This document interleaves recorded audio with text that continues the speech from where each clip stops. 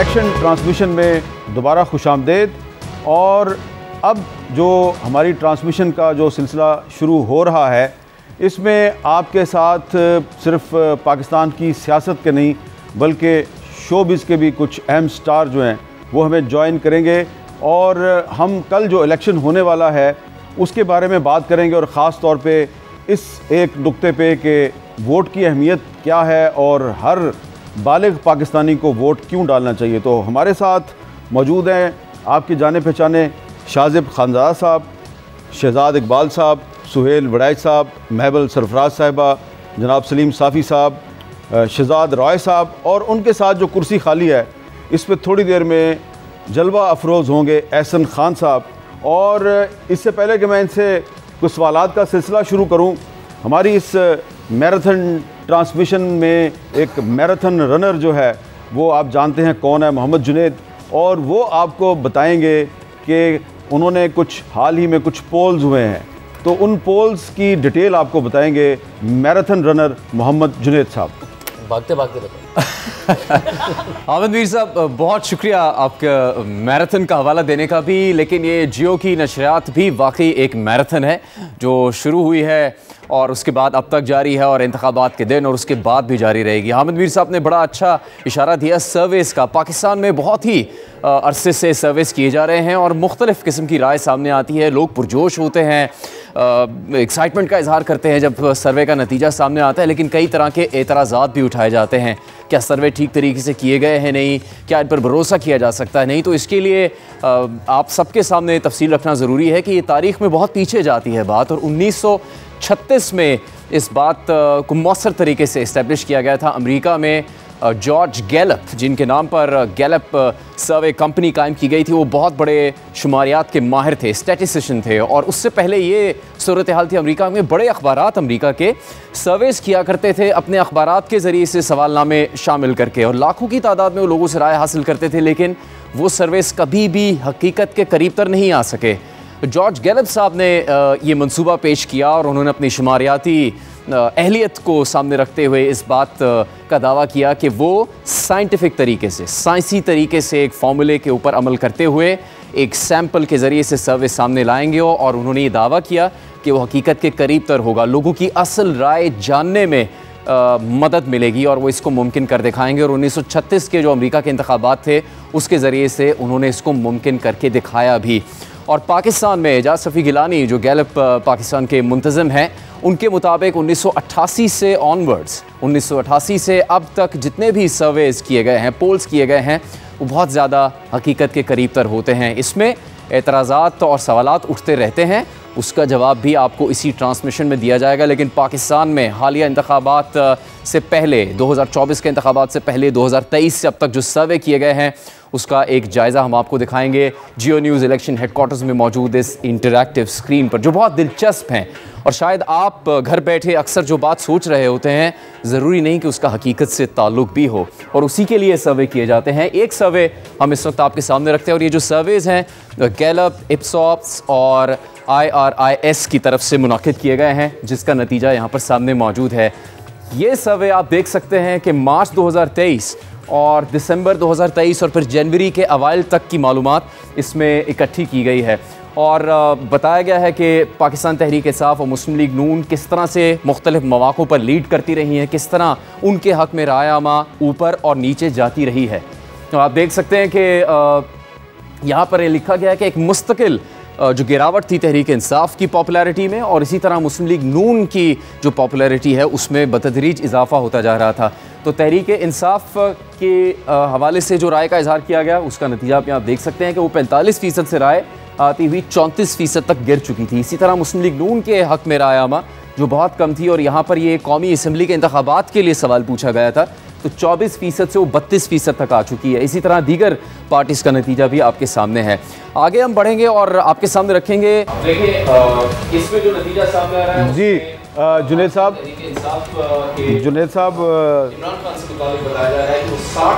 जुनैद साहब बाकी तफसीलात जो है वो थोड़ी देर बाद हम आपसे जान लेते हैं। और शहजाद राय साहब ये बताएं, आप कल वोट डाल रहे हैं? जी बिल्कुल। अच्छा, डाल रहे हैं, तो ये बताएं कि आप वोट क्यों डाल रहे हैं? वोट डालना बहुत इम्पॉर्टेंट चीज़ है। हमारे मुल्क में कम मौका मिलता है वोट डालने का, और माशाल्लाह आप कुछ अरसे से तो कंसिस्टेंट हैं कि इलेक्शंस हो रहे हैं और वोट डाले जा रहे हैं। एक आम आदमी के लिए अपनी चीज़, अपनी बात, अपने शहर के मसले को ठीक करने के लिए अगर एक अपॉर्चुनिटी मिलती है तो वो वोट होता है, और वो हम सबको डालना चाहिए। बट मसला ये है कि एक तो अच्छी बात ये हुई है कि इतनी अवेयरनेस हमारे मुल्क में अब हो गई है कि बच्चा मेरा बेटा पूछ रहा होता है कब बड़ा होऊंगा वोट डालूंगा, तो सब अवेयर हैं। बट अवेयरनेस के साथ साथ जो खुशी की बात है, डेंजरस बात ये कि वेल अवेयर होता क्या है। Awareness without information is very dangerous. Because अगर मैं वेल अवेयर हूँ कि मैं हार्ट सर्जरी कर लूँगा, इसका मतलब नहीं है कि मैं कर लूँगा। मैं ये नहीं कह रहा कि वोट डालने के लिए आपको, बट इन्फॉर्मेशन की जो इस वक्त हमें दी जा रही है, वो कहते थे लोगों को इंसोम्निया होता है, अब इन्फॉर्मिया है। इतनी इन्फॉर्मेशन है कि वाकई रात को नहीं सोते लोग। उस इन्फॉर्मेशन वो कितनी ऑथेंटिक है ये चेक करना, ख़ास तौर पे मैं तो सोचा था यूथ चेक करती होगी, कोई नहीं चेक करता। सो उसको चेक करना सिखाना, और फिर जब आपके पास पूरी इन्फॉर्मेशन हो, फिर आप जिसको वोट देना चाहें आप दें। आपके मैं नहीं मानता, मुझे पता है, मैंने इन्फॉर्मेशन चेक की है, मेरे इलाके में इसने ये काम किया है। तो वेल अवेयर होना बहुत अच्छी बात है, बट वो रियल सेंस के अंदर वेल अवेयर के लिए जो इन्फॉर्मेशन को चेक करना होता है वो हमारे मुल्क में अभी नहीं हो रही। मैं समझता हूँ स्कूल लेवल से हमें करना चाहिए कि इंटरनेट पे जो भी इंफॉर्मेशन या व्हाट्सएप पे जो भी इंफॉर्मेशन आपको आती है उसको चेक करने का तरीक़ेकार ज़रूर सिखाना चाहिए। अच्छा शाहज़ेब साहब, ये जो बहुत से नौजवान जो हैं वो इस दफ़ा पहली मरतबा वोट डालेंगे, तो कुछ आप अपने तजर्बे की बुनियाद पे ये गाइड करना पसंद फरमाएंगे कि जब वो पहली दफ़ा वोट डालने जाएँ, जिसको मर्ज़ी वोट डालें, उससे हमारा सरोकार नहीं है, उनको क्या क्या एहतियाती तदाबीर इख्तियार करनी चाहिए कि उनका वोट ज़ाया ना हो?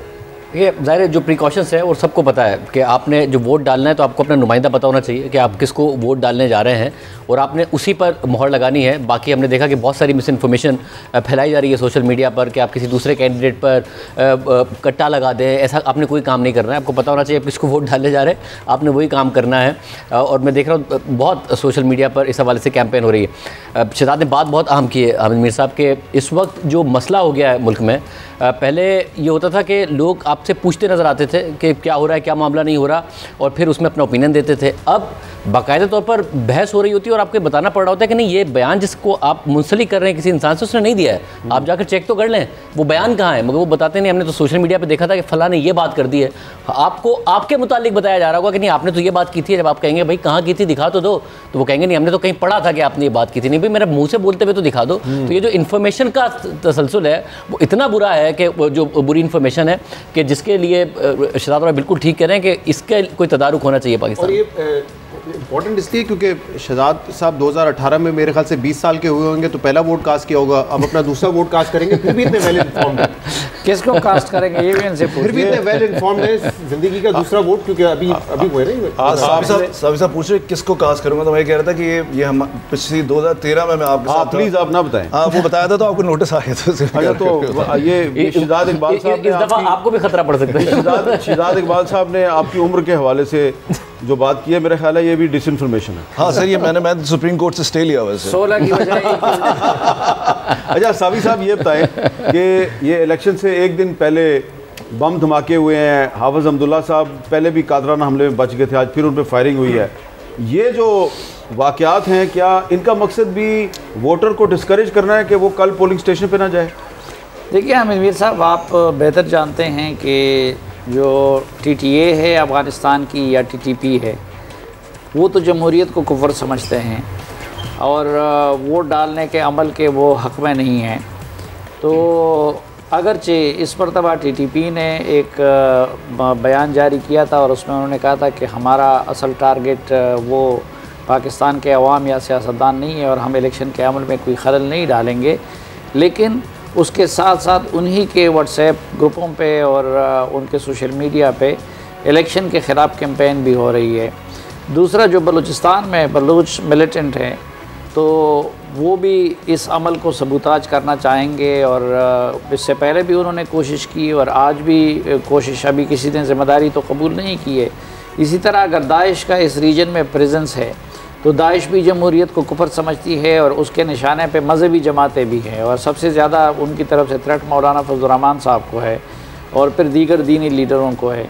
तो और इस मरतबा मैं समझता हूँ कि खैबर पख्तूनख्वा और बलूचिस्तान में जिस जमात का भी है और जो भी इलेक्शन लड़ रहा है और उसने अगर कोई पॉलिटिकल एक्टिविटीज़ की है तो वो खराज तहसीन के मुस्तहिक है, क्योंकि जिन ख़तरात का उनको सामना था वो किसी भी जमात का बंदा था, तो उसके होते हुए इलेक्शन कैंपेन करना नामुमकिनात में से था। इसलिए मैं तो खैबर पख्तूनख्वा और बलूचिस्तान के बिलखसूस और बाकी पाकिस्तान के उम्मीदवारों को बिलअमूम खराज तहसीन पेश करता हूँ कि इन हालात में भी न सिर्फ उन्होंने ख़ुद वो घरों से निकले बल्कि लोगों को भी घरों से निकाल दिया। अच्छा, तो शहजाद साहब ये बताएं कि आपको क्या लग रहा है कि जो बम धमाके हुए हैं इसके बावजूद वोटर टर्न आउट क्या होगा, ख़ास तौर पर बलूचिस्तान में? जी, बहुत ही अनफॉर्चुनेट है। आज जो हादसा हुआ है उसमें कई जानें जो हैं वो गई हैं, और इससे पहले भी तसलसल के साथ आप देख रहे थे बलूचिस्तान में कई वहाँ के सेनेटर्स हैं। मुझे याद है अभी 2-3 रोज़ पहले ही कोटा बाबर साहब ने मुझे कॉल किया और कहते थे कि मैं गवादर में अपने घर पे बैठा हुआ था, किसी ने पत्थर फेंका तो वो मेरे पास आके गिरा। वो कह रहे थे ये पत्थर की जगह ग्रेनेड भी हो सकता था। तो इस तरह कई पीपल्स पार्टी के BAP के रहनुमा हैं जिनके घरों पे हमले हुए हैं, और वाकई एक तशवीशनाक बात है। और वो ये कह रहे थे कि आपको याद है ना, कुछ अर्से पहले करारदाद भी आई थी तो उसमें वो भी सिग्नेटरी थे कि इंतखाबात को मुलतवी कर दिया जाए। वो कह रहे चले वो तो हम उस अपनी डिमांड से पीछे हट गए, लेकिन रियासत की हुकूमतों की ये जिम्मेदारी है कि हमें सिक्योरिटी प्रोवाइड करें और ताकि हम इंतखाबात में हिस्सा ले सकें और खुल के अपनी कैंपेन कर सकें। तो मेरे ख्याल से बहुत ज़रूरी है, और ये बड़ी अच्छी बात है कि अब इंतखाबात हो रहे हैं, क्योंकि जब 2 असम्बलियों में नहीं हुए तो उस वक्त 2 वजूहत सामने आई थी मीर साहब। एक ये कि हमारे पास फंड्स नहीं है, दूसरा ये कि हम सिक्योरिटी नहीं प्रोवाइड कर सके। तो मेरे ख्याल से अब जो हालात है उसके बावजूद इलेक्शन होना एक बड़ी बात है। अब लोगों को चाहिए, ये कहना आसान है लेकिन एक रिस्क फैक्टर तो है जहाँ पे हालात ज़्यादा ख़राब हैं, कि वो फिर भी निकलें और वोट कास्ट करें, और उस जो भी वो समझते हैं कि बेहतर हुकूमत है जो मईशत से लेके इस दहशतगर्दी पे बेहतर तरीके से काबू पा सकती है, उनको वो मुंतखब करें। अच्छा मेमन साहब, इस इलेक्शन में ख़वातीन कैंडिडेट्स जो हैं वो जनरल सीट्स पे एक बड़ी तादाद में इलेक्शन लड़ रही हैं। गो अभी तक जो ख़वातीन की तंजीमें हैं वो सेटिस्फाइड नहीं है कि जो उनका नंबर है वो इतना ज़्यादा नहीं है, लेकिन जो ख़वातीन जनरल सीट्स पे इलेक्शन लड़ रही हैं, आपको क्या नज़र आ रहा है उनमें से कितनी जीतेंगी और कितनी नहीं जीतेंगी, और ख़ास तौर पे कौन सी ख़वातीन आपके ख्याल में बड़ा टफ़ कंपटीशन दे रही हैं? देखिए मीर साहब, पहली चीज़ तो ये कि आपने ख़वातीन की बात की, जो ECB के अंदर 5% क्योंकि है, लेकिन पॉलिटिकल पार्टीज़ ने अराउंड 4.77% इस तरह के नंबर आ रहे हैं कि उन्होंने वो भी पूरा नहीं किया। यानी 5% एक बहुत लो नंबर होता है कि आप उनको डायरेक्ट सीट्स वो दें। तो एक तो मुझे इस चीज़ का अफसोस है, एक्चुअली पॉलिटिकल पार्टीज़ को ये पूछना चाहिए कि आप जबकि एक बहुत अहम बात यह है कि इस दफ़ा आपको पता है कि पाकिस्तान के अंदर ख़वातीन वोटर्स बढ़ी हैं, उनकी तादाद आदमियों से ज़्यादा, यानी कि जिस तरह उनकी जो 27% थी, आदमियों की 17% बढ़ी है 2018 के इलेक्शन से अब तक, और औरतों के 27% जो है वो बढ़ी है। तो ये एक बहुत ही बड़ी चीज़ है। इसके बावजूद ख़वातीन को ना डिसीजन मेकिंग जो है उसमें पोजीशंस में रखा जाता है पॉलिटिकल पार्टीज़ के अंदर। इस चीज़ का मुझे पॉलिटिकल पार्टीज से जो है बहुत ज़्यादा गिला है। लेकिन PMLN में मरियम नवाज़ है ना? नहीं, वो तो उनकी अपनी फैमिली की भी हैं, उन्होंने अपनी है ज़ाहिर बात एक पोजीशन उन्होंने कार्व आउट भी की है, उन्होंने बिल्कुल स्ट्रगल भी किया है। लेकिन वैसे अगर आप ओवरऑल पॉलिटिकल पार्टीज़ में देखें तो अगर ख़वातीन डिसीजन मेकिंग पॉलिसी बना रही होती, डिसीजन मेकिंग पोजीशंस के अंदर होती, तो फिर ख़वातीन को ये 5% से कम ना मिल रही होती सीट। ये बहुत एक अहम है। दूसरी चीज़ जो आप ये पूछ रहे थे कि कितनी ख़वातीन जीतेंगी, देखें ख़वातीन को ये जो ट्रेंड चेंज करने के लिए एक बहुत बड़ी वजह ये भी कहा जाता है कि हम पेट्रियार्कल सोसाइटी के अंदर रहते हैं। वो कहते हैं जी कि इलेक्शन तो आदमी ही लड़ सकता है, यानी कि वो समझते हैं कि औरत लड़ ही नहीं सकती, और ये हमारी सोसाइटी के अंदर उनको डिस्करेज किया जाता है। यानी कि आप देखिए कि कोहिस्तान के अंदर जब भी वो जो क्लेरिक्स ने दिया था पूरा फतवा, औरत और आदमी का कंपैरिजन कर रही हैं या औरत और मर्द का कंपैरिजन कर रही हैं? मर्द औरत मैं ये बात करी कि मुझे लगा एक्चुअली वो क्यों आया था, क्योंकि वो डर गए कि वहाँ से ख़वातीन इलेक्शन लड़ रही थी, वो चाहते ही नहीं थे, वो उनको इनसिक्योरिटी होगी कि कहीं ये ख़वातीन ना हमें हरा दें। वो उस डर की वजह से उन्होंने जो है वो इस तरह की बात की कि ये ख़वातीन ना डोर टू डोर कैंपेन करें, ना ये बाहर निकले।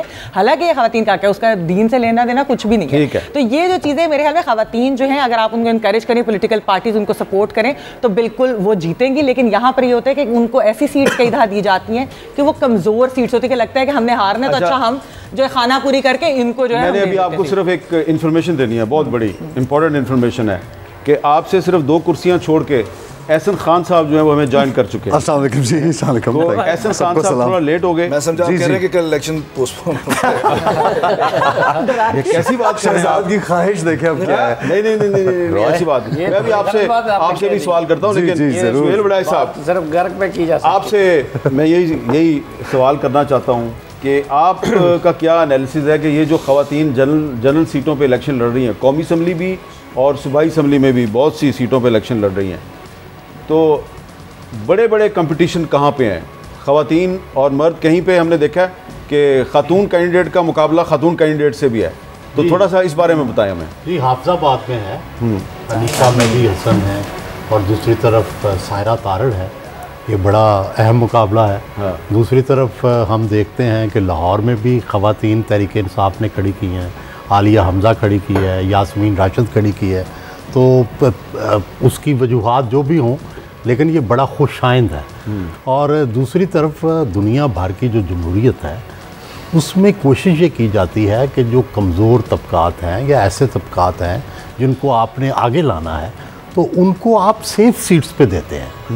मसलन फ़र्ज़ करें नून की जो सेफ़ सीट है उस पर ख़वातीन को टिकट देना चाहिए। हम क्या करते हैं कि जो सबसे कमज़ोर सीट होती है उस पर दे देते हैं। इसी तरह कोई मिनॉरिटी, एक पीपल्स पार्टी ने एक मिनॉरिटी जनरल सीट पे या दो, यहाँ पे सिंध में भी एक दी है टिकट, पीटीआई ने भी दिए दी, लेकिन सवाल यह है कि पूरे पंजाब के अंदर क्यों नहीं दी किसी एक मिनॉरिटी को किसी बड़े शहर में किसी सेफ सीट पे सीट देनी चाहिए। सोसाइटियाँ ऐसे ही नहीं आगे बढ़ती, आपको अपनी मिनॉरिटीज़ को, अपनी ख़वातीन को आगे लेके बढ़ना पड़ता है। और बड़ी खुशाइंद बात है कि पहले मोहतरमा बेनज़ीर भुट्टो जो हैं वो लीड करती रहीं, उससे ख़वातीन की एमेंसिपेशन हुई, फिर उन्होंने जो प्रोग्राम बनाए उससे हुई, अब मरियम साहिबा आई हैं।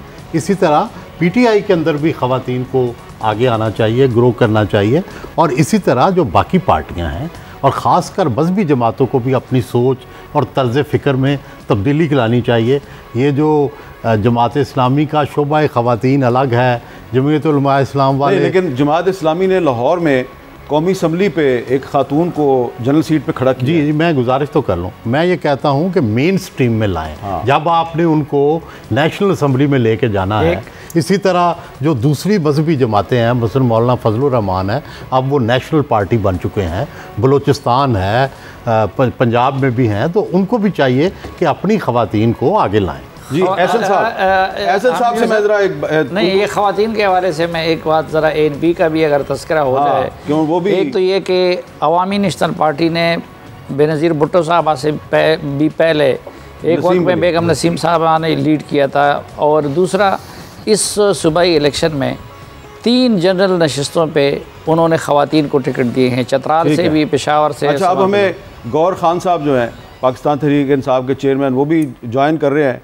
लेकिन उससे पहले मैं एहसन खान साहब आपसे पूछना चाहता हूँ, कल वोट डाल रहे हैं ना आप? इंशाल्लाह बिल्कुल सर, डाल रहे हैं। और ये बिल्कुल ना आपने नहीं बताना कि आप किसको वोट डाल रहे हैं, लेकिन आप कल वोट क्यों डाल रहे हैं? देखिए हामिद साहब, एक सिटीज़न होने की हैसियत से एवरीवन वांट्स कि पाकिस्तान जो है अब इस पॉइंट पे हम पहुंच गए कि हमारी भी ज़िंदगी कितनी गुजर गई है कि शायद ये मुल्क एक ऐसे रास्ते पे आ जाए कि हम भी compete कर सकें पूरी दुनिया में, और हम आगे जाने की बजाय पीछे जा रहे हैं। और it's so embarrassing now because आप दुनिया भर को देखते हैं कि कहाँ से मुल्क उठे, कहाँ पहुँच गए, why aren't we not on the track still. So इसलिए इलेक्शंस में और अपनी चॉइस और लोगों का आना और एक प्रॉपर किसी को बैठना बहुत ज़रूरी है।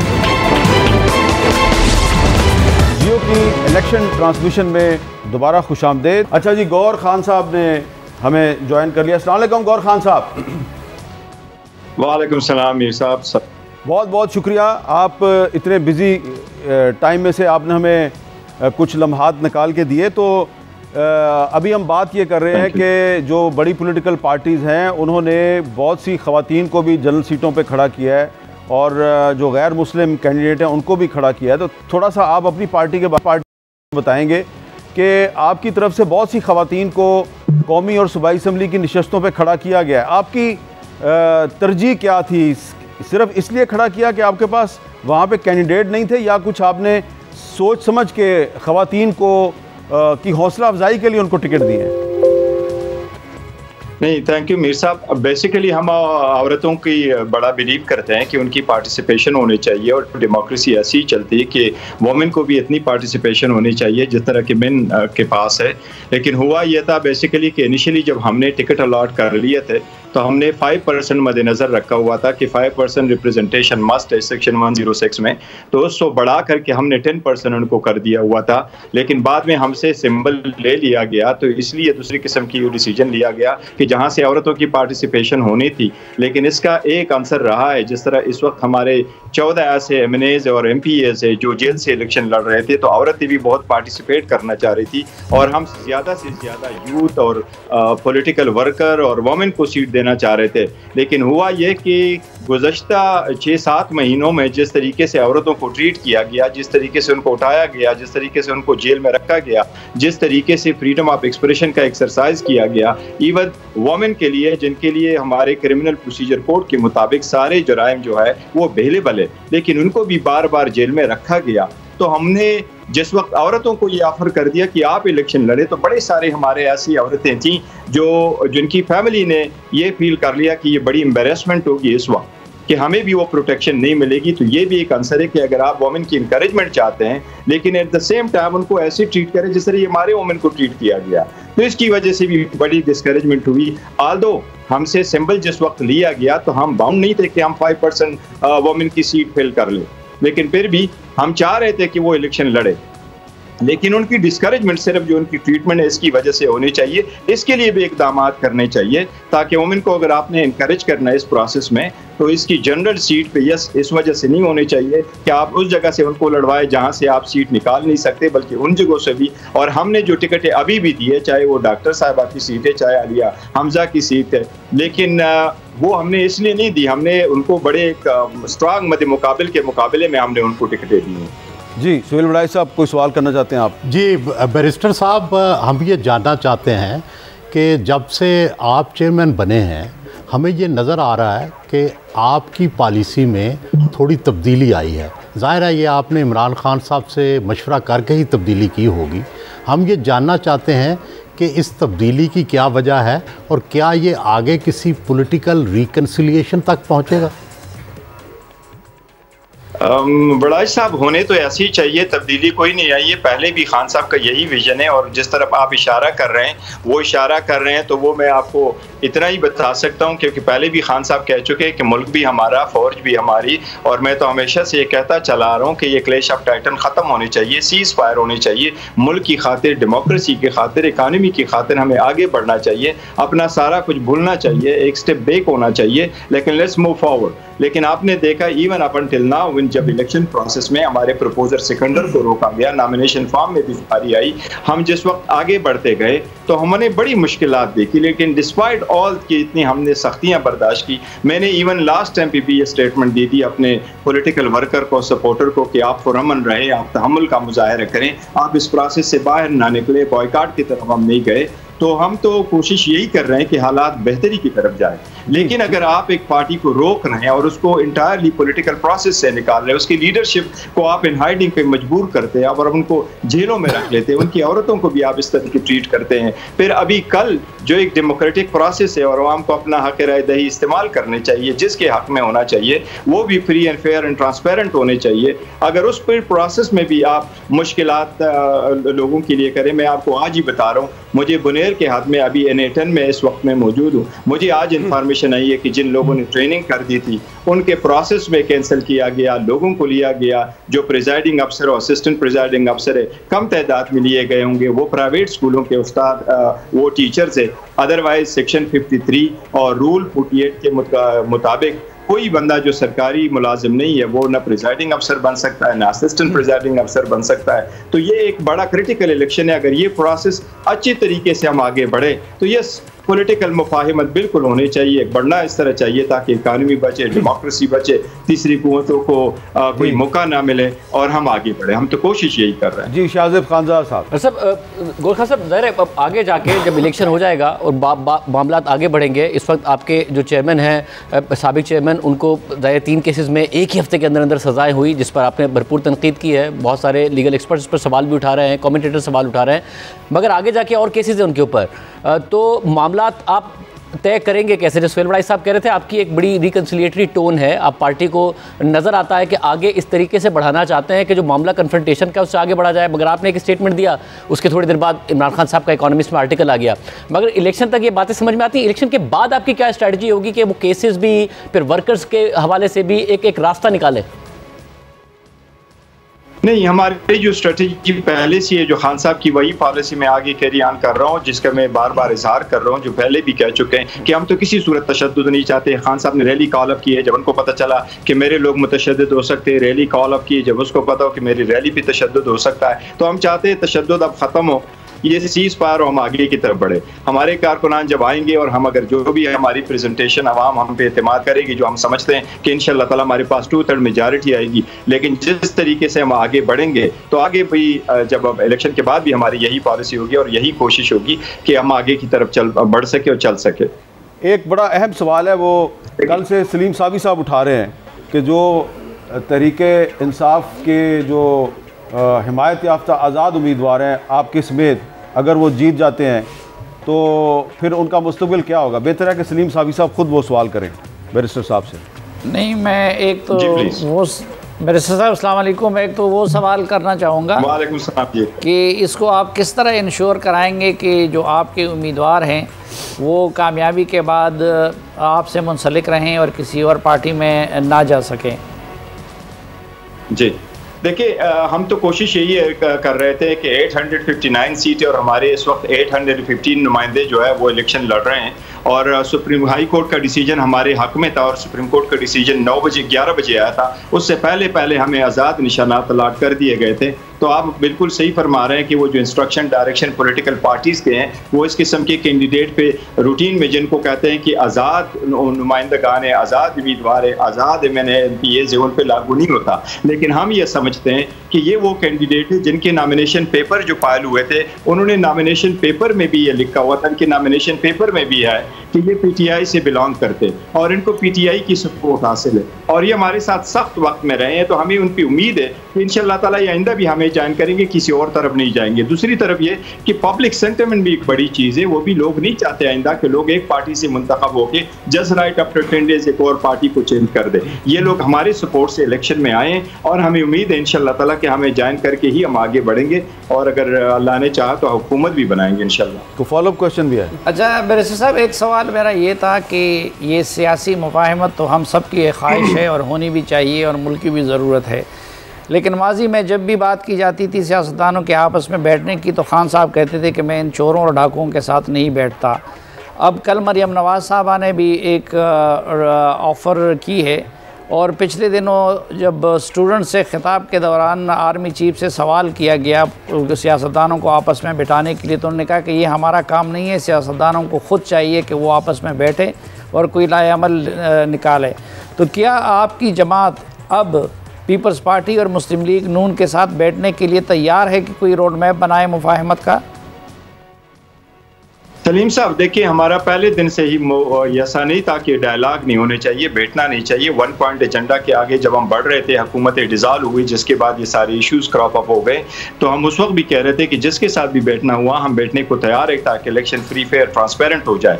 ये लोग जिस वक्त हमें मांग रहे थे, ये तो NRO मांग रहे थे ना, आप इसकी हुकूमत देके जिस वक्त हुकूमत ख़त्म हो गई फॉर वट एवर रीज़न, उसके बाद जिस वक्त ये आए विद इन अ मंथ, इन्होंने क्या किया, NRO लेके आए, अपने लिए लेके आए ना, जिन नेब के लॉ में तब्दीली कर बैठे कि जिन 50 करोड़ से अगर कम करप्शन हो तो वो सिर्फ से क्रिमिनल केस नहीं, अपने सारे केसेस माफ करवाए। तो ऐसे बदनवानी के केसेस, तो ये तो बड़ा नामुनासिब होगा कि हम ऐसी बातों पे कंप्रोमाइज करें जो हमारी पार्टी का एक नजरिया है कि किसी भी मुल्क में। अब अभी इनके मंशूर उठा ले, हमने भी ऐलान किया, बिलावल ने भी ऐलान किया, इन लोगों ने भी बुलाया। अब उनको कहो कि करप्शन, आप उनसे पूछे कि आपके मंशूर में करप्शन करप्शन फ्री पाकिस्तान के लिए आपने कुछ लिखा हुआ है, आज़ाद अदलिया के बारे में आपने कोई शेक इंक्लूड कर लिया हुआ है, तो या तो ऐसी चीज़ें उस पर कंप्रोमाइज़ ही नहीं हो सकता। लेकिन short of it, yes, economy के लिए आगे बढ़ना चाहिए, डेमोक्रेसी के लिए आगे बढ़ना चाहिए, जो जमहूरियत के तकाजे उनको पूरा करने के लिए बढ़ने चाहिए, आवाम को इस मुश्किल से निकालने के लिए आगे बढ़ना चाहिए। लेकिन इन लोगों ने जितना भी किया, आप शहबाज शरीफ से पूछे तो अगर आप इकानमी के लिए अच्छे थे तो आपने पाकिस्तान की हिस्ट्री की सबसे बड़ी काबीना कैसे बनवाई? आपके वक्त में इतने सारे हो गए, तो अब ये सारे ऐसे इश्यूज है कि इस पे हल तलब ज़रूर है। जी शहजाद साहब। जी गौहर साहब, आपने जिन मजालिम का जिक्र किया या जो नाइंसाफ़ी आपकी पार्टी के साथ हुई है उसका जिक्र किया। मेरे ख्याल से सबको इस बात का अदराक है और सब ने उसकी मजम्मत भी की है और ये कहा है कि लेवल प्लेइंग फील्ड मिलनी चाहिए। लेकिन अब ये भी एक तज्जिया किया जा रहा है कि अगर यही सूरत हाल इलेक्शन डे पे भी रहती है तो पंजाब तो शायद मैनेज हो जाए, लेकिन खैबर पख्तूनख्वा में रिटेलिएट किया जाएगा और वायलेंस का खदशा है। अब पहले ही आपकी पार्टी मुश्किलात में है 9 मई की वजह से, फिर अभी 2-3 दिन पहले जो शेर मरवत का एक जलसा था उसके बाद दिखाया गया कि जो प्रोटेस्ट आपके जो वहाँ पे लोग थे वो पुलिस की गाड़ियों को तोड़ रहे हैं। तो इस हवाले से क्या अहकामात है पार्टी को, क्योंकि किसी भी सूरत में वायलेंस तो नहीं होना चाहिए, जाहिर सी बात है। तो क्या आपने अपने लोगों को कहा है इस हवाले से? देखिए, लोगों को जो इंस्ट्रक्शन है, और मैंने बार बार कहा हुआ है, यस लोगों को हम ज़रूर कहते हैं कि आप इलेक्शन वाले दिन बाहर निकले, अपने वोट का इस्तेमाल करें, वोट का दिफा भी कर ले, लेकिन हमने कोई ऐसी कॉल नहीं दी है कि आप कानून को अपने हाथों में ले लें और आप इस किस्म के एहतजाज करें जैसे तोड़ फोड़ हो। नहीं, लोगों का हक है वो वोट इस्तेमाल करें, उनका हक है कि वो पूछे, और पुरअमन एहतजाज करना भी लोगों का हक है। फिलहाल मैं यही इंटिसिपेट करता हूँ कि सुप्रीम कोर्ट ने जो कहा है, इलेक्शन कमीशन पर इतनी बड़ी जिम्मेदारी आयद होती है, और एक जिस तरीके से अभी इंफॉर्मेशन आ रही है जो या लोग कह रहे हैं, दो हुकूमत ने तो कह दिया उस दिन बिजली की बंदिश नहीं होनी चाहिए, इंटरनेट की नहीं होनी चाहिए, ताकि लोग स्मूथ तरीके से अपना हक राय दही इस्तेमाल करें। अगर लार्ज स्केल पे या अदरवाइज ये हमारे साथ ऐसे करते हैं कि सारी हर जगह रिगिंग है, लोगों को पता चले कि जी जहाँ से जिसको वोट मिलना चाहिए था, जहाँ से 90% 70% हमारी पॉपुलैरिटी है, उसको अगर आप डाइल्यूट ही करेंगे तो फिर लोग ऑब्वियसली एहतजाज ही करेंगे। लेकिन एहतजाज फिर भी पुरअमन होना चाहिए। फिलहाल मैं होपफुल हूँ कि इंशाअल्लाह ताला इस चीज़ों की ज़रूरत नहीं पड़ेगी। उम्मीद है फिर भी कि इंशाअल्लाह ताला इलेक्शन होंगे। जी महमल जी, मिस्टर गौहर साहब, मैं आपसे ये सवाल करना चाह रही हूँ कि हमने देखा है कि पीटीआई अगर आप लोग यानी कि इलेक्शन में हिस्सा लेते हैं और उसके बाद जो है अगर आपकी गवर्नमेंट नहीं बनती तो क्या आपके लोग जो जीते होंगे क्या वो कौमी और सूबाई असम्बलियों के अंदर बैठेंगे? क्योंकि हमने देखा कि 2013 में रिगिंग की बात करके और फिर 126 दिन का जिस तरीके से धरना दिया गया था, फिर जब वोट ऑफ नो कॉन्फिडेंस कामयाब हो गया खान साहब के खिलाफ, तो उसके बाद पार्लियामेंट से बाहर जाना उन्होंने ज़्यादा मुनासिब समझा, ना कि ये कि पार्लियामेंट के फोरम को एज अ प्रोटेस्ट उधर बैठकर आप अपनी चीज़ें हाईलाइट करते। तो ये जो धरने की सियासत है या इस तरह की बिल्कुल प्रोटेस्ट जो है वो डेमोक्रेटिक राइट है, उसकी मैं बात नहीं करी, लेकिन क्या आप पार्लियामेंट का फोरम जहाँ पर सारे political parties political stakeholders को बैठ कर रूल्स ऑफ गेम तय करने चाहिए, क्या आप उसका इस्तेमाल करेंगे या फिर सिर्फ ये है कि अगर आपकी हुकूमत नहीं बनती तो फिर आप सड़कों की तरफ ही जाएंगे? नहीं, 2013 के सर्कमस्टांसिस ऑल टुगेदर डिफरेंट थे। वो उसी वक्त यही कहा जाता था कि 4 हल्के इसको खोले और नहीं खोले गए, और जब कोई रिलीफ नहीं मिला तो शायद उस तरफ चले गए। उस वक्त सोचा गया कि ये बेहतर ऑप्शन है, लेकिन इन्हें निकास फिलहाल तो कोई ऐसा फैसला नहीं हुआ कि हम धरना देंगे। नहीं, ये फैसला हुआ है कि हम पार्लियामान से रिज़ाइन करेंगे। अगर ऐसा करना होता तो देखो पहले भी हमारे साथ बड़ी ज़्यादतियाँ हुई। हमारे प्रपोजर सिकंदर को जिस तरीके से रोका गया, नॉमिनेशन फॉर्म की स्क्रूटनी के वक्त जो प्रॉब्लम आए, हमने औरतों की सीट मैंने लिस्ट भेजी थी, वुमेन की सीट की रिजर्वेशन के लिए मैंने भेज दिया था ताकि रिजर्व सीटों पे उनका हक करे। इसी तरह मैंने लिस्ट भी भेजी थी नॉन मुस्लिम वाली सीटों पे, लेकिन इलेक्शन कमीशन ने उनको रोका, और इवन औरतों की स्क्रूटनी तक इलेक्शन कमीशन ने इजाजत नहीं दी। लेकिन हम प्रोसेस से आउट नहीं होना चाह रहे थे, बॉयकॉट की तरफ नहीं गए। तो मेरा नहीं ख्याल कि हम कोई ऐसी तरफ जाएंगे कि हम पार्लियामान से बाहर आएंगे या इन मास हम रिजाइन करेंगे। नहीं, मेरा रेजिग्नेशन करिए। मेरा ये है कि अगर आप लोग जीत जाते, जितने भी तादाद में जीतते, क्या वो पार्लियामेंट के अंदर बैठेंगे या सिर्फ सड़कों की सियासत करेंगे? रेजिग्नेशन की मैं बात नहीं कर रही, बेशक सीटें रख के भी हमने देखा था कि दौलत इंशाअल्लाह हम पार्लियामान में बैठेंगे और कानूनी और आईनी हकूक जो हमारे होंगे वही एक्सरसाइज करेंगे, चाहे वो जिसके भी खिलाफ है, चाहे वो इलेक्शन कमीशन के खिलाफ है, चाहे वो रिगिंग के खिलाफ है, लेकिन इंशाअल्लाह पार्लियामान का हिस्सा बनते रहेंगे और वहाँ होंगे।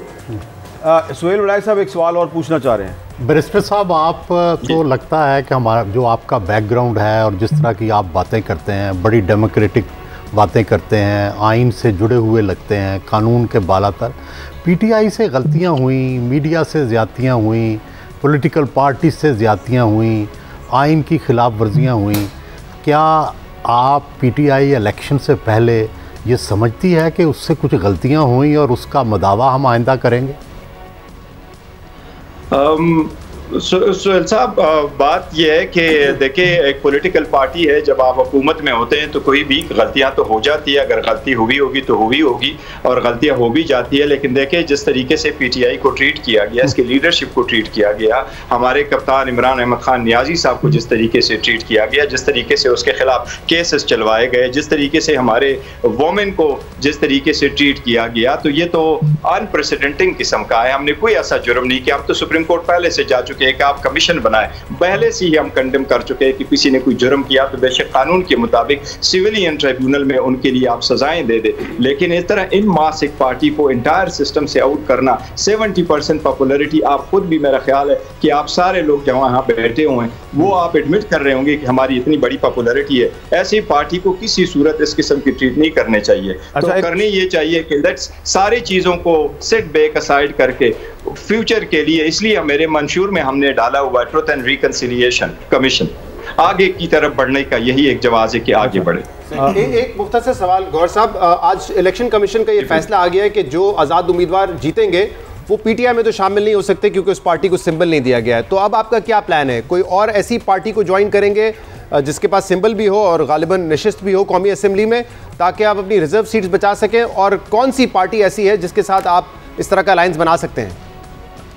शहजाद साहब, आर्टिकल 104 और 6 और 1 इलेक्शन एक्ट बहुत क्लियर है, उसमें डेफिनेशन नहीं है किसी पॉलिटिकल पार्टी का। हम इंलिस्टेड पॉलिटिकल पार्टी और हक जरूर रखते हैं, लेकिन इलेक्शन कमीशन का वंस अगेन उनका मिसकंस्ट्रक्शन करते हैं रूल 94 का, जिसमें लिखा है कि पॉलिटिकल पार्टी का मतलब ये है जिसको निशान अलाट हुआ। लेकिन हमारे कैंडिडेट हमारे साथ रहेंगे और इंशाल्लाह ताला हम वो राइट एक्सरसाइज करेंगे कि 227 सीटें हम जाने तो नहीं देंगे और 3 दिन का टाइम होता है आफ्टर द रिजिग्नेशन, लेकिन वो ऑप्शन इंशाल्लाह वक्त आने पर पार्टी डिसाइड करेगी, कोर कमेटी बैठेगी, क्या करना है उस वक्त इंशाल्लाह ताला खान साहब के इंस्ट्रक्शन के मुताबिक ही उस वक्त पे ये फैसला करेंगे इंशाल्लाह ताला, और आप लोगों के साथ शेयर भी करेंगे। बहुत बहुत शुक्रिया बैरिस्टर गौर खान साहब, आपने हमें टाइम दिया।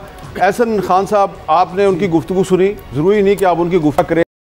आपको जो हमारी बड़ी पॉलिटिकल पार्टीज़ हैं जो इलेक्शन में हिस्सा ले रही हैं, आपको उनसे क्या तवक्को थी कि वो जो मैनिफेस्टो सामने लेके आएंगे उसमें क्या होना चाहिए? क्या आपने कोई इनके मैनिफेस्टो देखे हैं और आपको इनसे एक्सपेक्टेशंस क्या हैं कि इलेक्शन के बाद उन्हें क्या करना चाहिए आपके लिए और बाकी पाकिस्तान के लिए? मीर साहब, मैं बहुत शुक्रिया आपका, थैंक यू। एक बड़ी लेमैन वाली बात मैं यहाँ पे सोच भी रहा हूँ और करना भी चाहता हूँ कि हमने ये देखा है कि जब इलेक्शंस पे अभी जब पीटीआई को हटाना था तो सारी पार्टीज़ एक हो गई थी, लेकिन जब ये इक़्तिदार में होती हैं तो तब इनमें आप कभी भी इत्तेफाक नहीं देखते किसी तौर पे भी। अभी भी जब आप इनकी कैंपेन्स देख रहे हैं तो वही जो एक साथ चल रहे थे कुछ अर्सा पहले, अभी वही एक दूसरे की बुराइयाँ भी कहीं ना कहीं ऑन एंड ऑफ शुरू हो गए। तो this is it's very weird कि आप क्या पैगाम दे रहे हैं लोगों में। आप एक केओस फैला के रखते हैं, जब आपका भी इक़्तिदार रहता है या किसी और का भी रहता है तो पूरे मुल्क में एक केओटिक सिचुएशन होती है कि दूसरे को सांस नहीं लेने देना, जीने नहीं देना, वो कुछ करता है तो उसको क्रिटिसाइज़ करना है। तो इज़ दिस नॉर्मल? क्योंकि मुझे तो ये नॉर्मल नहीं लगता। तो मैं तो ये समझता हूँ पर्सनली एज ए लेमैन कि काश इन सब पार्टीज़ में एक बात पे तो इत्तेफाक हो कि मुल्क को आगे कैसे लेके जाना है। बस ये मैं चाहता हूँ इनको कि अगर ये पार्टी आए या कोई भी पार्टी है, अभी आप देख रहे हैं कि आहिस्ता आहिस्ता एक दूसरे के ख़िलाफ़ बात करना शुरू हो गए, which is may be politically it might be fine to do that, but generally speaking for a layman what he is bothered about right now, एक आम आदमी, कि महंगाई कैसे कम होगी, तालीम कैसे मेरे बच्चे को फ्री मिलेगी, मैं हॉस्पिटल में सस्ता इलाज कैसे करा, ये असल तो अवाम की ये फ़िक्र है। तो जो हम तबसरा यहाँ पे कर रहे हैं उससे ज़्यादा इनको ये सबको सोचना चाहिए कि अवाम के साथ क्या सलूक करेंगे। शहजाद साहब, आप 8 फरवरी के बाद कैसा पाकिस्तान देखते हैं? अल्लाह करे बहुत बहुत अच्छा, हम दुआ तो यही करते हैं कि बहुत अच्छा पाकिस्तान हो, बट मुझे लगता है कि नाजुक हालात पाकिस्तान तारीख की नाजुक मोड़ से एक और भी जुमला था आपका, मुझे फिक्र ही नहीं कि ऐसे ना चलता रहे, मुझे फिक्र ही नहीं कि मुल्क कैसे चलेगा, मुझे फिक्र ये कि ऐसे ही ना चलता रहे। मुझे लगता है पोलराइजेशन बहुत हुई है। इवन 8 फरवरी के बाद भी जो एक डिबेट का एक एनवायरनमेंट होता है जहाँ पर लॉजिक प्रिवेल करती है। मसला ये है कि अब ये कहा जाता है कि यार तुम बहस तो जीत लेते हो, दिल नहीं जीत सकते। सो बहस ही जीतनी होती है, दिल जीत के आप कोई भी काम, हमारे असल में तो इंसान को इमोशनली कनेक्ट होना चाहिए, बट लॉजिक प्रिवेल करना बंद हो गया है इस मुल्क के अंदर। 21 साल की उम्र में इतने बड़े दानिश्वर बन गए।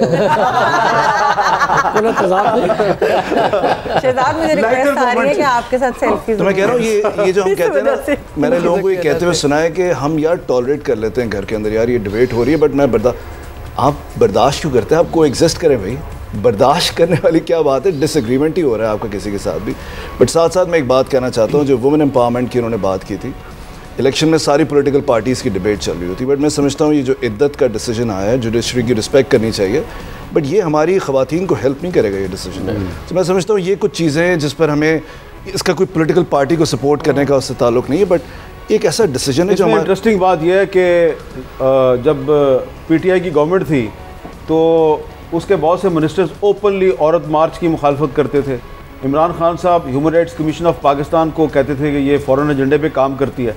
अब वही तंजीमें HRCP औरतों की तंजीमें वो इस केस में जो फैसला आया वो उसकी भी मजम्मत कर रहे हैं। और मीसा वो सारी वेमेन जर्नलिस्ट जिनकी उन्होंने ट्रोलिंग, विशियस ट्रोलिंग की थी, रेप थ्रेट्स, डेथ थ्रेट्स, सब कुछ आया था, उसके बावजूद जो इनकी विक्टिम्स थी वो इनके हकूक के लिए, इनकी खवातीन के हकूक के लिए, सब चीज़ों पे महमल और दीगर जर्नलिस्ट भी उसमें शामिल थी। और औरत मार्च वाले क्या बात करते थे आबिद मीर साहब, वो कहते थे मेरा जिस्म मेरी मर्जी, यानी कि मेरे जिस्म पर मेरी कुदरत है, मेरा हक है। तो जो बुशरा बीबी का केस आया है वो उसमें भी यही बात कर रहे हैं कि जी एक खातून है, उसके अपनी ज़िंदगी और अपने जिस्म पर उसकी मर्ज़ी है, अदालतों का और दीगर का की जिम्मेदारी नहीं है कि वो उसकी इद्दत का तयन करते हुए उसे 7 साल के लिए जेल में डाल दें। आज आई होप कि खुद तहरीक इंसाफ को भी एहसास हो रहा होगा कि इस औरत मार्च के इतना ज़्यादा खिलाफ होते थे, वो उनके साथ खड़ा। अच्छा, समझता हूँ आप लोग की कैंपेन का नाम होना चाहिए इस दफ़ा 8 फरवरी को डरा के नहीं हरा के जीतो, यानी सब वो जीते हैं जो जबरदस्त। क्या कहा आपने? डरा के नहीं हरा के जीतो। आपने क्या कहा? डरा के नहीं हरा के जीतो। हरा के जीतो, जीतो। इसको जरा इसको एक्सप्लेन करें। इस पे जरा तबसरा और गहरा होना चाहिए। नहीं, मेरा ख्याल है कि ये यहीं तक काफी है। डरा के नहीं। मतलब ये एक 21 साल का लड़का इतनी बड़ी बड़ी बातें कर रहा है, पूछ तो नहीं क्या कर रहे हैं, ये खाते क्या हैं ये पता। मुझे डर लग रहा है, सब मिल के बात कर रहे तो मुझे डर लग रहा है। कोई आपका नया गाना तो नहीं आ रहा? नहीं सर, डरा के नहीं हरा के जीतो, खूबसूरत लाइन है। ये हमारी एक हमारी कैंपेन थी, उसमें मैं ये अक्सर बात करता था, बट मैं ये चाहता हूँ कि ये बात ज़रूर आप लोग करें, बिकॉज आई नो आप सब पॉपुलेशन एजुकेशन रिफॉर्म जैसे एहसन कह रहे थे, आप लोग इस पर बहुत बात करते हैं, लेकिन ये वायलेंस जो है हमारी सोसाइटी में, वायलेंस से मुराद है कि एक वायलेंट डिबेट भी तो होती है ना। देखिए हमारे यहाँ जब बच्चा पैदा होता है ना तो उसको माँ बाप पिटाई करते हैं। यहाँ पर जितने माँ बाप बैठे हुए ना, किसी का नाम नहीं ले रहा, बट हम 2, 3, 4 ज़रूर पिटाई करते होंगे अपने बच्चों की। आप तो नहीं करते, मुझे पता मैं नहीं करता। जब हम स्कूल जाते हैं तो टीचर हमारी पिटाई करता है, जब हम सोसाइटी में आते हैं तो SHO पिटाई करता है। तो होता ये है कि लोग ये समझते हैं और बच्चे और यूथ ये समझते हैं कि जब भी कुछ कराना हो तो मारो, जब मारोगे तो वो सही काम करेगा। जो अगली पार्लियामेंट आ रही है इसको इस बारे में लेजिस्लेशन करनी चाहिए। हमने कर दी, हमने इस सेक्शन 89 जिंदगी ट्रस्ट ने इस मुल्क में रिपील कराया था, आपने भी हमारी बहुत हेल्प की थी। लेकिन उस पर अमल दरामद हो रहा है कि नहीं हो रहा? जी, अमल दरामद इस हद तक हो रहा है कि अब जब वीडियो शेयर होती है तो सेक्शन 89 पहले ये कहता था कि गुड फेथ में आप बच्चों को मार सकते हैं, अब ये लॉ चेंज हो गया। तो अगर अब वीडियो शेयर होती है तो अगर कोई मार रहा है तो इस लॉ का सहारा लेके बच नहीं सकता। इसको कंप्लीट करें। आप कह रहे हैं जब बड़े होते हैं तो SHO मारता है, फिर जब अगर आप सियासतदान बन जाते हैं तो कौन मारता है? ये आप बताएंगे, आप डरो नहीं, वो क्या आपने भी क्या वैसे मेरा ख्याल है एहसन ने एक बहुत अहम बात की है कि पाकिस्तान में एक मसला ये हो गया है कि जो क्रिटिसिज्म तो जाहिर है एक डेमोक्रेसी में होना चाहिए, एक दूसरे पर आप क्रिटिसाइज़ करें, मगर ये कि आप में पहले हर डेमोक्रेसी इस तरीके से आगे चलती है कि आप पार्लियामेंट में अपना किरदार अदा करें, क्रिटिसाइज़ एक दूसरे को करें, एक दूसरे के मुखालिफ हों, मगर मुल्क को आगे बढ़ने के लिए एक दूसरे को काम करने दें, जो कि एक बहुत बड़ा मसला हो गया। और ये बड़ी सही बात कर रहे हैं कि मुल्क नहीं आगे बढ़ा इससे, बिल्कुल कि भाई एक प्रोसेस आगे चल गया है, वो बहुत ही अहम बात है कि आप करें, अपने इख्तलाफात रखें और मुल्क को तो आगे चलने दें, एक निज़ाम को तो आगे चलने दें। उस पर इंडिया बड़ी मिसाल है हमारे सामने। बिल्कुल, वहाँ पे भी जो है पॉलिटिकल पार्टीज अपनी कैंपेन करती हैं, इख्तलाफात होते हैं, लेकिन देखें कहाँ लेट 90s में हम उनसे आगे थे और अब वो कहाँ निकल गए। वहाँ पे भी राहुल गांधी को डिस्क्वालीफाई किया जी उन्होंने। जी, और वहाँ पे भी झूठे मुकदमे बनते हैं। और बांग्लादेश में तो इंतहा हो गई है, Bangladesh model is not fit for Pakistan. क्यों सुहेल बड़ाई साहब? मैंने तो आज सही जोक हमें समझ नहीं आया, हमें समझाने से जरा क्या था कि जो सुहेल बड़ाई साहब ने कॉलम लिखा है बांग्लादेश मॉडल। अच्छा, तो मैं उनसे पूछ रहा हूँ, मैंने अपने तरीके से कहा ये खुला तजाद नहीं है जी। मैंने जहाँ बांग्लादेश मॉडल की तफसील लिखी है, साथ उसका एनालिसिस भी किया है कि हमारे हिसाब से ये सूटेड नहीं है। पाकिस्तान के हालात और हैं, हमारे मामलात और हैं, बाकी मुल्कों के और हैं, शायद उनको सूट करता हो, हमें बिल्कुल सूट आप इतने प्यार से बात करते हैं कि अगर आप बांग्लादेश मॉडल पे किसी को कन्विंस करना चाहें तो मुझे खदशा है कि वो कन्विंस हो जाएंगे। नहीं, मैं तो सरासर जमहूरी हूँ। आप शहद की दलदल हैं। नहीं, ये बड़ा खतरनाक है। ये आप हमारे साथ ही रहे। ये खिताब हमने जिसको दिया हुआ है और जिसका टाइटल है तो अच्छा, तो हमारे मेहमान हमारे साथ हैं, आप इनकी गुफ्तगू एंजॉय कर रहे हैं और हम एक वक्फा लेंगे और वक्फे के बाद हम 8 बजे की हेडलाइंस के बाद दोबारा आपकी खिदमत में हाजिर होंगे। और हमारे साथ पाकिस्तान की एक और नामवर सियासी शख्सियत जो है वो भी ज्वाइन करेगी हमें, और हमारे ये मेहमान जो हैं पाकिस्तान के मारूफ तज्ज़ियाकार, ये उनसे सवालात भी करेंगे और यकीनन आप उस गुफ्तगू को भी इंजॉय करेंगे। वक्फे के बाद दोबारा मिलते हैं।